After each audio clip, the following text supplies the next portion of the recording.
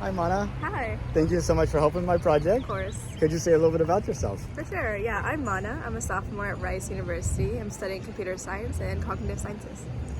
And what got you into that?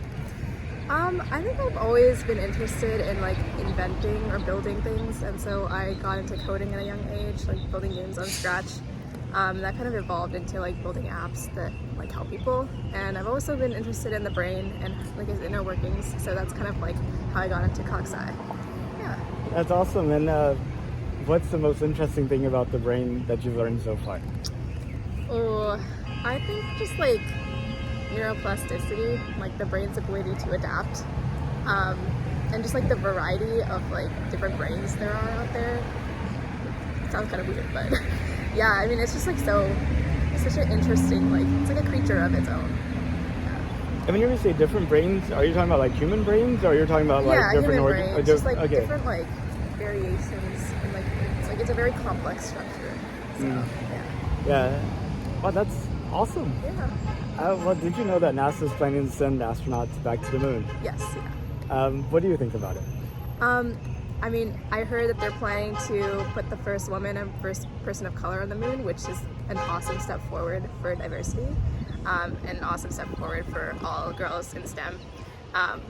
We love representation, and yeah, I'm curious to hear about what exactly they're doing there, because that's about all I know so far. And when you think about what it might lead us to, say like 200 years in the future, Yeah. do you think we're still only on Earth making these little short trips to places? Or do you think at some point in like the next 200 years we have people living on like the moon and Mars and going about their lives in these places?